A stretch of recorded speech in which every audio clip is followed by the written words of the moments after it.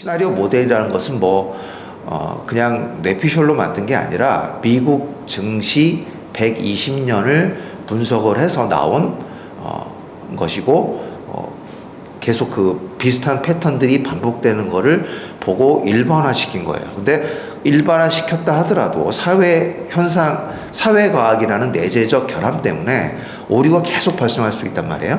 그런 것들이 중간에 발생되는 금융 생태계나 전조현상들을 통해서 보정을 해 나가는 겁니다. 예를 들어 연준이 테이퍼링을 어떻게 한다든지, 기준금리를 언제부터 올린다고 신호를 준다든지, 예를 들어 중국의 지준율이 갑자기 낮춰졌다든지, 이런 중간에 정답에 가까운 현상들이 들어오면 1년 후에 전망이 계속 바뀌는 거예요. 그러니까 그걸 사전 분포가 바뀐다고 보통 얘기를 합니다.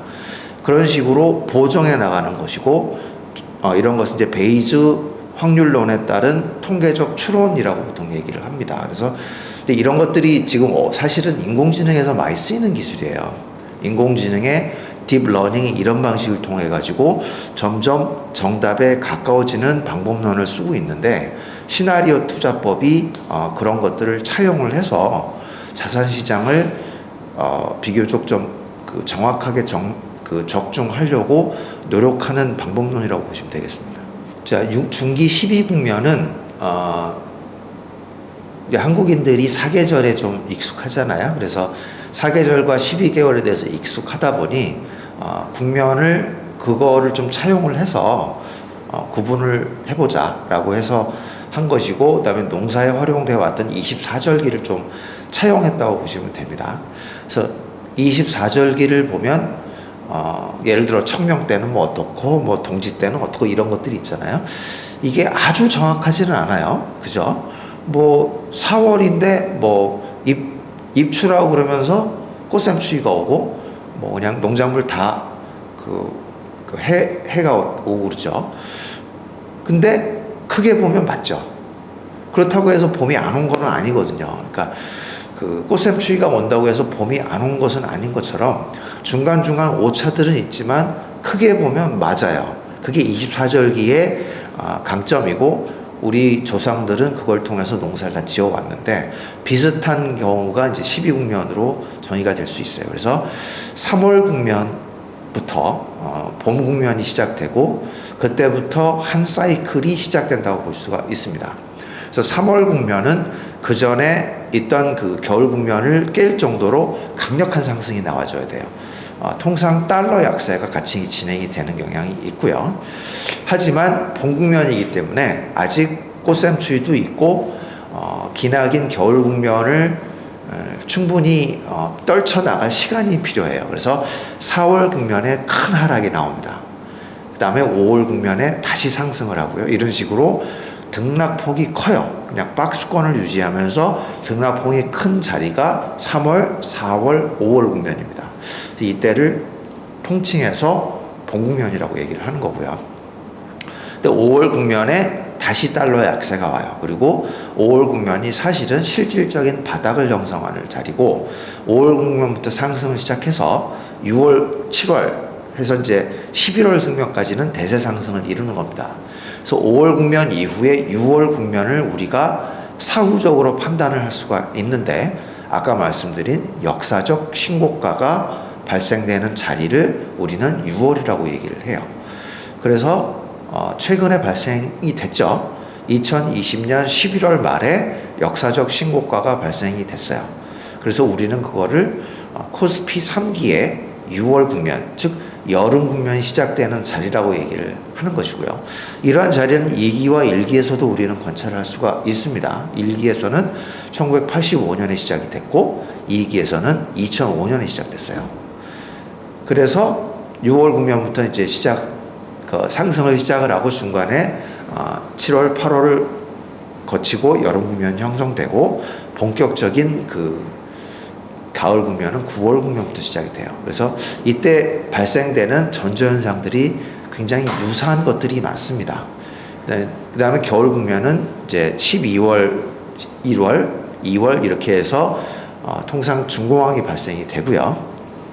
이렇게 해서 이제 봄, 여름, 가을, 겨울 또는 12개월로 형성을 하는 중기 12국면이 발생이 됩니다. 요게 한국은 통상 17년 정도 형성이 돼요. 그 다음에 달러 약세와 함께 5월 국면이 시작되고 달러 강세와 함께 겨울 국면이 시작되기 때문에 달러의 순환 주기와 동일합니다. 역시 달러도 크게 보면 17년 플러스 마이너스 1, 2년으로 구성이 되고 있어요. 근데 이제 이것을 미국 증시와 중첩을 하게 되는데 미국 증시는 여름과 가을 국면만 17년이에요. 겨울과 봄 국면은 또 17년. 그래서 34년이 되는 겁니다. 그래서 미국 증시 사이클 하나에 한국 증시 사이클 두 개가 들어가게 돼요. 자, 일단 제가 말씀드리는 중기 투자라는 것은 일단 저는 장기 투자는 하지 않아요. 중기 투자라고 말씀드리는 것은 5년에서 6년. 그 말은 정확히 여름에서 가을 국면을 얘기하는 거죠. 하지만 단기 투자도 병행을 합니다. 단기 투자는 한 2년 정도. 그 다음에 초단기 투자도 병행을 하는데 그것은 1년에 한두 번 정도라고 얘기를 합니다. 그래서 중기 투자를 할 때는 보통 5월에 매수를 해서 11월에 매도를 하는 거죠. 그래서 5월이라 하면 5월 국면. 5월이 아니라 5월. 예, 5월 국면에 매수를 해서 11월 국면에 매도를 하는 거죠. 중기 투자자일 경우에. 5월 국면은 실제 캘린더 이어로 따지면 2020년 11월 말, 그러니까 그냥 쉽게 얘기해서 2021년 초부터 매수를 해서 2024년 정도까지 가는 거죠. 그걸 이제 중기 투자라고 보통 얘기를 하는 것이고, 근데 실질적으로 이렇게 5년 중기 투자를 하는 투자자는 거의 없어요. 굉장히 어렵다는 게 문제인 것이죠. 그 다음에 단기 투자는 중간에 이제 소공황이 한두 번 올 수가 있어요. 왜냐하면 4년 내내 상승하지가 않잖아요. 한두 번 정도의 소공황이 있기 때문에, 특히 저는 올해 소공황이 위험하다고 보고 있기 때문에 그런 것들을 감안을 했을 경우에는 리스크 관리를 좀 해서 소공황이 발생될 경우에 비중을 좀 늘리는 방식으로 하는 겁니다. 삼성전자 종목 하나만 가지고 중기 투자, 단기 투자, 초단기 투자를 모두 병행을 하는 거예요. 예를 들어 중기 투자는 예를 들어 20-30%의 비중을 4년 정도 끝까지 가져가는 비중을 가지고 있다 하고, 그 다음에 한 30% 정도는 단기 투자를 해서 보는 거죠. 단기 투자를 했을 경우에는 2021년 1분기가 너무 과열이 강했죠. 그래서 그때 좀 비중 축소를 하고 2차 전지나 이런 식으로 비중 확대를 한 다음에 비중 조절을 했겠죠. 그 다음에 지금은 삼성전자가 굉장히 좋은 자리예요. 삼성전자, SK하이닉스 모두 좋은 자리입니다. 종목은 제가 잘 얘기하지 않는데 워낙 대표 기업이니까 말씀을 드리는 거고, 10월만 해도 SK하이닉스의 PBR이 0.9배에 불과했어요. 이거는 금융위기 때나 볼 수 있는 엄청난 저평가 자리이고, 저는 지금도 반도체 슈퍼사이클이 진행되고 있다고 보고 있거든요.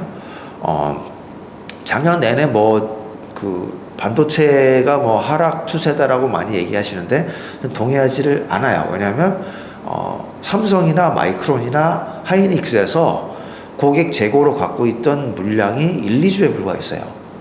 1, 2주에 불과한 상황에서 반도체 시장이 하락 추세다라고 얘기할 수는 없는 거거든요. 지금 트렌드 포스라든지 모건 스탠리라든지 전망 다 틀리고 있어요. 맞은 적이 없습니다. 지금 증권사에서도 트렌드 포스나 모건 스탠리의 의견을 추정을 해서 계속 매도 의견을 내시는 분들이 많은데 동의하지 않아요. 지금은 삼성전자, 하이닉스가 굉장히 좋은 자리죠. 그럼 이럴 때 다시 비중을 늘린단 말이죠. 그렇다고 해서 중기 물량이 변하는 건 아니에요. 단기와 초단기 물량만 탄력적으로 변하는 것이죠.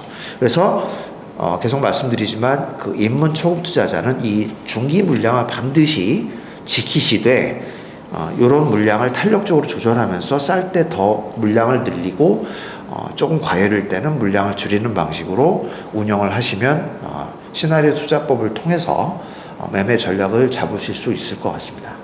미국 증시는 이제 물론 지금 2013년부터 여름 국면이 시작됐죠. 그러면 순환주의가 통상 17년이니까 그냥 교조적으로 그냥 따르자면 2030년까지 상승을 해야 정상이에요. 2030년까지 가을 국면까지 완료를 해야 정상인데 말씀드린 대로 사회 현상의 내재적 결함 때문에 이것은 들쭉날쭉합니다. 2028년이 될 수도 있고 더 늘어날 수도 있고요. 특히 문제가 되는 거는 지금 유동성이에요. 유동성이 크게 늘어날 경우에 순환주기가 크게 왜곡되는 현상이 항상 발생을 했어요. 좀 길게 보자면 1920년대 제1차 세계대전 이후에 유동성이 크게 늘어났을 때도 그랬고, 그 다음에 제2차 세계대전, 그러니까 대공황 이후 제2차 세계대전 이후에 또 그 유동성이 굉장히 크게 늘어났거든요. 그래서 미국 증시 4기의 대세 상승과 미국 증시 5기의 봉국면의 순환주기가 크게 왜곡됐습니다. 근데 문제는 그 7기의 봉국면도 지금 17년을 지키지 못했고 한 13년 정도 됐거든요. 왜냐하면 2000년 겨울부터 2012년까지 봉국면이기 때문에 13년 정도로 겨울과 봉국면이 끝났어요. 그 가장 큰 이유는 바로 양적 완화 때문입니다. 그러니까 2009년부터 2013년까지 3차에 걸쳐서 시작된 양적 완화가 유동성을 크게 왜곡을 시켰고 실제 봉국면은 13년으로 끝났어요. 근데 그걸로 좀 끝난 게 아니라 2020년 3월에 코로나 팬데믹으로 인해서 양적 질적 완화까지 진행을 했어요. 이러한 유동성의 비정상적인 급증은 우리가 1940년대에 봤던 제2차 세계대전 때 전시체계에서 엄청나게 유동성이 증가했던 때와 동일해요. 그때 유동성의 왜곡이 발생된 것과 마찬가지로 2020년대에도 순환주기의 왜곡이 발생될 것으로 보고 있어요. 그래서 지금 현재 10년 이후에 어떻게 될 거라고 정확하게 말씀을 드릴 수는 없습니다만 대략 2027년에서 2030년까지는 진행이 될 거라고 보고 있어요. 근데 만약에 겨울 국면이 시작되면 통상 2, 3년 정도면 마무리됩니다. 왜냐하면 지금까지 항상 그래 왔기 때문에. 그러니까 그 뉴스 기사가 굉장히 자극적인 것들을 많이 그 얘기를 해서 투자자들이 뭐 금융위기는 매년 발생하는 것으로 오해를 하고 있어요. 근데 미국 증시 120년 역사상 대공황 한 번 발생했고 금융위기라고 얘기할 수 있는 중공황은 딱 3번밖에 발생하지 않았어요. 대공황은 1929년 다 아시는 거고 대공황도 3년밖에 안 됐어요. 29년, 30년, 31년, 32년 4년밖에 지속이 안 됐고 중공황은 이제 1973년부터 1974년 니프티 50 버블로 인해서 났던 버블인데 2년으로 끝났어요. 2년 반토막을 하고 끝났고 물론 이제 전체 지수가 반토막이란 얘기는 개별 그 종목으로 들어가면 뭐 10분의 1 토막도 나고 그럽니다. 그럼 두 번째 중공황은 2000년부터 2001년까지 발생된 닷컴 버블 붕괴. 이것도 3년밖에 안 걸렸어요. 정확히 2년 반밖에 걸리지 않았고 그때도 닷컴 버블은 뭐 그냥 상장 폐지까지 되고 100분의 1로 뭐 폭락하고 그랬지만 대형주도 별로 하락하지 않았어요. 그러니까 그런 것들이 있고 세 번째 중공황이라고 얘기할 수 있는 거는 2008년 글로벌 금융위기, 글로벌 파이낸스 크라이시스라고 보통 얘기하죠. 1년밖에 하락 안 했습니다. 1년밖에 하락 안 했고 역시 전체 지수도 반토막밖에 안 났어요. 그러니까 중공황이라고 하는 것은 이렇게 큰 그 34년 정도의 그 순환주기를 갖고 나타나는 것이지 자주 나타나는 것이 아니고 발생돼 봐야 2, 3년. 그 다음에 전체 지수는 한 50% 하락, 반토막 정도로 통상 마무리되기 때문에 7기의 겨울 국면이 와도 비슷한 운명을 따를 거라고 보고 있습니다. 먼저 제가 볼 때는 2025년 정도에 2024년이나 2025년에 그 현재 지금 그거보다 이제 먼저 말씀드릴 것은 지금 시나리오 모델상 지금이 미국 중에 7기의 대세 상승이고 기술주의 시대라고 말씀드렸죠. 신흥국 중에서도 수출 위주, 그 다음에 기술 위주의 국가들이 초과 상승을 하게 돼 있어요. 그래서 대만, 한국, 중국이 좋을 수밖에 없는 시대입니다. 마찬가지로 코스피 2기 때는 브라질, 러시아가 좋았어요. 멕시코가 좋았고 왜냐하면 그때는 자본주의 시대, 상품의 시대이기 때문에 대량 양산의 시대, 가치주의 시대이기 때문에 지금은 정반대예요.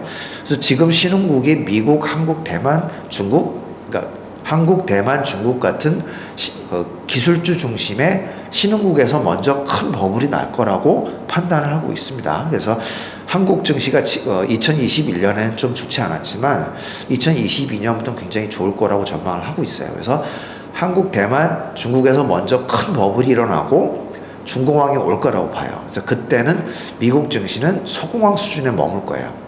그 다음에 이런 극동아시아의 버블이 꺼지고 겨울 국면으로 들어가게 돼 있고, 그 겨울 국면이 되면 달러 강세가 오는 시점이 되고, 그때는 미국 증시가 가을 국면이 되는 겁니다.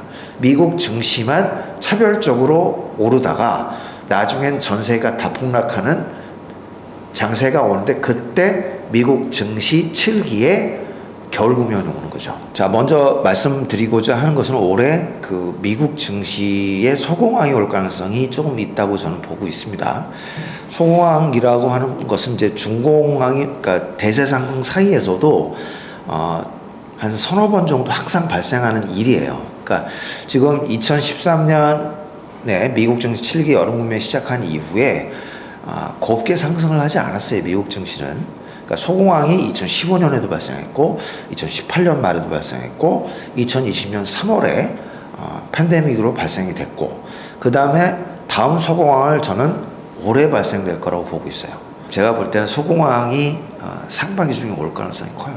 계속 이런 식으로 발생을 하면서 대세 상승을 유지하는 것이기 때문에 소공황을 굉장히 무시무시한 어떤 게임 체인저라고 보실 필요는 없습니다. 6월 그 미국 증시 6기의 대세 상승기에도 똑같은 일이 생겼어요. 미국 증시 6기의 여름 국면이 시작된 것은 1983년인데 그 중간에 소공황이 일어났던 자리를 보면 84년, 87년, 1990년, 94년, 98년 무려 5번을 거친 다음에 2000년 말에 중공황이 시작된 거예요. 그동안 엄청나게 상승을 했지만 이런 식으로 소공황이 계속 발생을 하는 거고요. 그래서 7기 지금 여름 국면이고 나스닥 엄청나게 상승하고 하고 있지만 올해 굉장히 위험하다고 보는데요. 첫 번째는 순환주기상 그래요. 그러니까 그 단기 추세는 보통 3, 4년에 한 번씩 소공황이 발생을 합니다. 물론 이제 굉장히 이런 것들을 보면 샤머니즘 같다는 좀 느낌을 갖는 분들도 있는데 생각해도 잘 맞습니다, 이게. 그래서 보시면 그 2011년에 왔었죠. 4년 이후에 2015년에 왔죠. 그 다음에 3년 이후에 2018년에 왔죠. 그 다음에 여기서 조금 엇갈리긴 했지만 2020년은 한 2년 반 정도 걸렸어요. 지금 2022년이 어떤 자리냐면 2018년 말 이후에 만으로 4년 차가 되는 자리고 2020년 3월 이후에 횟수로 3년 차가 되는 해예요. 위험하다는 얘기예요. 두 번째는 미국 대통령 그 임기하고도 상관이 있습니다. 그러니까 이러한 3, 4년의 순환주의가 발생되는 가장 큰 원인은 미국 대통령의 임기가 4년이기 때문이에요. 4년 중임제이기 때문에 이런 일이 발생을 하는 건데, 통상 통계적으로 볼 때 미국 대통령 4년 차, 그다음에 1년 차에는 증시가 상승을 하는 확률이 크고 2년 차와 3년 차는 좋지가 않아요. 2022년은 존 바이든 행정부의 2년 차란 말이죠. 그래서 올해는 굉장히 좋지가 않습니다. 그 이유는 굉장히 많아요. 4년 차가 되면 미국은 그 주식 상승이 굉장히 중요해요. 왜냐하면 그 50대 이상의 연금하고 상관이 있기 때문에 주식이 떨어지면 표가 날아갑니다. 그래서 어떻게든 경기를 부양하고 경제를 살리고 주식 시장이 좋아할 만한 공약을 하고 립 서비스를 해야 돼요. 4년 차는 어쨌든 당선이 돼야 되니까. 근데 1년 차는 그다음에 당선되고 그 정책 모멘텀 때문에 상승이 이어지는 상황이기 때문에 4년 차와 1년 차는 통상 그렇게 됩니다. 근데 이제 2년 차부터는 이제 각 정당의 색깔들이 나오게 돼요. 예를 들어 바이든 민주당, 그러니까 바이든 행정부는 민주당 기반이기 때문에 분배 정책을 많이 쓰고, 그다음에 노동 정책이라든가 세금 인상에 대해서 많이 신경을 쓰잖아요. 이런 것들이 본격화되면 주식시장이 좋지가 않아요. 근데 이런 것들은 4년 차나 1년 차는 별로 얘기하지 않아요. 2년 차에서 본격적으로 본색을 드러나기 때문에 주식시장은 좋지가 않습니다. 두 번째는 제조업 경기가 지금 작년 그 2분기 이래 지금 9개월째 고공권에서 머물고 있어요.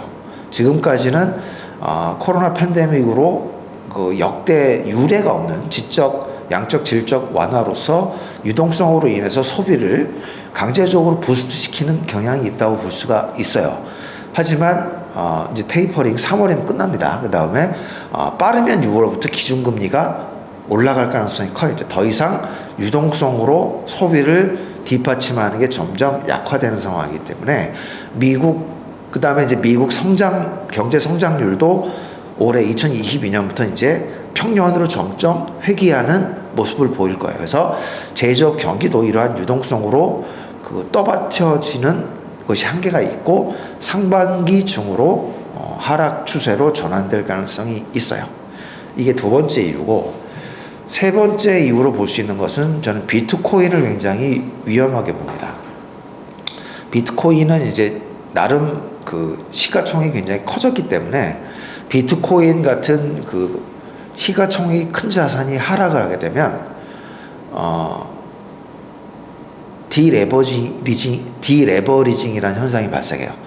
그러니까 이러한 급등하는 자산은 곱게 매수를 하지 않아요. 통상 대출을 해서 매수를 하거나 레버리지를 통해 매수를 하거나 이렇게 많이 합니다. 그러니까 심지어는 헤지펀드들, 투자은행들까지 거기는 이제 수익이 중요하니까 뭐 기초자산이 있든지 말든지 신경 안 써요. 수익만 나면 그게 제일 중요하기 때문에. 그래서 레버리지까지 동원을 해서 비트코인을 사는 경향이 있어요. 근데 이러한 그 급등 자산이 하락을 할 경우에는 나중에는 그 대출 상황이라든가 디레버리징이라는 현상이 발생되고, 디레버리징이 발생되면 그 대출을 갚아야 되기 때문에 멀쩡한 주식도 팔아야 되는 일이 생겨요. 그래서 통상 시가총액이 큰 자산이 하락할 경우에는 주변 자산에 영향을 미치는 경향이 있습니다. 그래서 내년도에 비트코인이 만약 하락을 하게 되면 확실한 소공황의 전조현상이라고 저는 확신을 하고 있어요.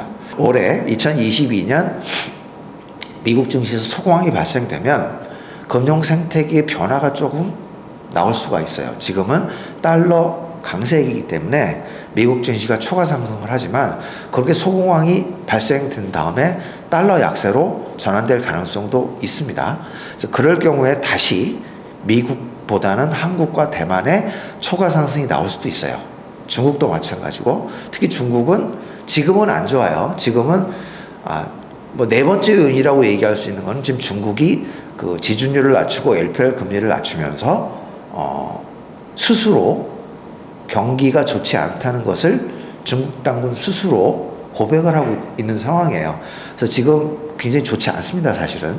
그래서 요게 네 번째 요인이 될 수는 있을 것 같아요. 중국발 경기 침체가 미국의 소공황을 일으킬 수도 있어요. 지금은 그렇지만 이제 올해 2022년 하반기로 갈수록 시진핑 정부가 3기 집권을 다시 시작을 해야 돼요. 그러면 어떤 방식이든 경기를 되살려놔야 됩니다. 그래서 하반기부터는 오히려 이렇게 미국, 중국, 한국, 대만, 중국의 극동아시아가 다시 상승할 가능성이 크다고 보는 것이죠. 아까도 말씀드린 대로 소공황이라는 것은 그렇게 하락폭이 깊지는 않아요. 그러니까 한 3개월 정도, 길게는 6개월이 될 수도 있고 짧게는 2020년 3월 코로나 팬데믹처럼 1개월 내에 끝날 수도 있어요. 그거는 이제 알 수가 없는 것이고, 그 다음에 하락폭도 막 5%에서 10% 정도의 가벼운 하락이 될 수도 있지만 코로나 팬데믹처럼 뭐 순간적으로 30%까지 하락을 할 수도 있겠죠. 그건 알 수가 없는 상황입니다. 그러니까 제가 볼 땐 그거는 이제 초기 속도를 보면 좀 알 수 있어요. 초기 하락 그 속도가 얼마나 그러니까 물리 법칙하고 굉장히 비슷해요. 그러니까 초기 하락 속도가 강력하면 막 20% 이상까지도 떨어질 수도 있는데 질질질질 하면서 이렇게 초기 하락 속도가 그렇게 높지가 않으면 한 10% 내외로 머물 수도 있다. 그 다음에 미국 증시는 꽤 하락할 수가 있어요. 이렇게. 하지만 한국 증시는 잘 모르겠다. 왜냐하면 이미 맞을 매를 다 맞은 상태예요. 지금 그 작년 21년 7, 8월부터 하락을 시작했기 때문에 그 다음에 지금 그 미국 제조업 경기는 계속 고공권에 있다고 말씀드렸죠. 하지만 한국과 중국의 제조업 경기는 이미 오래전부터 지금 하락 추세예요. 작년 2분기부터 한국 제조업 경기는 하락 추세고 중국의 제조업 경기는 무려 2020년 4분기부터 지금 하락하고 있어요. 거의 1년 넘게 하락하고 있거든요. 한국의 수출이 워낙 좋으니까 굉장히 착시 효과를 보이고 있는데 사실은 한국의 제조업 경기는 지금 9개월 넘게 하락을 하고 있는 상황이에요. 게다가 중국 당국이 나 지금 사정이 안 좋아하고 고백을 하고 있죠. LPR 금리 낮추고 지준율 낮추고 있어요. 그래서 이미 맞을 매를 많이 맞은 상태예요. 자, 그래서 한국 증시와 미국 증시는 좀 다를 가능성이 있어요. 이 소공황에 대해서 아까 말씀드린 베이지 확률적인 베이지안이 많이 적용하시는 확률적 추론 방식을 또 적용할 수밖에 없습니다. 예를 들어 아까도 말씀드렸죠. 1년 이후에 전망을 하는데 중간에 계속 그 사전 분포가 나온 이후에 중간에 계속 조금씩 정답을 보여준단 말이에요. 이것들을 보면 사전 분포의 확률이 계속 바뀌는 건데 원래 지금 보면 이제 안 좋았다가 지금 잘 모르겠다까지 된 거니까 70% 정도의 확률이 굉장히 크다. 한국 증시가 하락할 확률이 크다라고 봤다가 지금 50%까지 떨어진 상태예요. 그 이유는 뭐냐면 안 좋은 점은 뭐냐면 미국 증시의 이러저러한 이유로 소공황이 예상된다고 아까 말씀드렸죠. 4가지 정도의 이유. 그 다음에 중국 금리가 하락하는 것은 지금 좋지가 않은 거예요. 굉장히. 게다가 원달러 환율을 보면 지금 오늘 1190원을 넘었죠. 굉장히 좋지 않아요, 지금. 이러한 안 좋은 점은 여전히 있음에도 불구하고 좋은 점이 또 있다는 거예요. 계속 중간에 좋은 점들이 또 들어와요. 첫 번째가 뭐냐면 외국인이 순매수를 하고 있어요. 이렇게 금융 생태가 안 좋은데 외국인이 순매수를 하고 있다는 점은 분명 뭐가 바뀌고 있다는 걸 볼 수 있는 거고, 두 번째, 반도체 업종이 살아나고 있다는 거예요. 반도체 업종은 경기하고 굉장히 상관이 있어요. 그래서 한국 경기가 지금 9개월 이상 하락을 계속 해왔기 때문에 이제는 턴어라운드가 될 수 있다는 정보를 조금씩 주고 있는 거예요. 그래서 제가 10월까지만 해도 굉장히 위험하다고 말씀드렸다가 12월에 외국인이 순매수를 하고 있네요. 반도체 경기가 다시 살아나고 있네요. 이런 것들을 보다 보니까 지금은 이게 확률이 떨어지고 있는 거예요.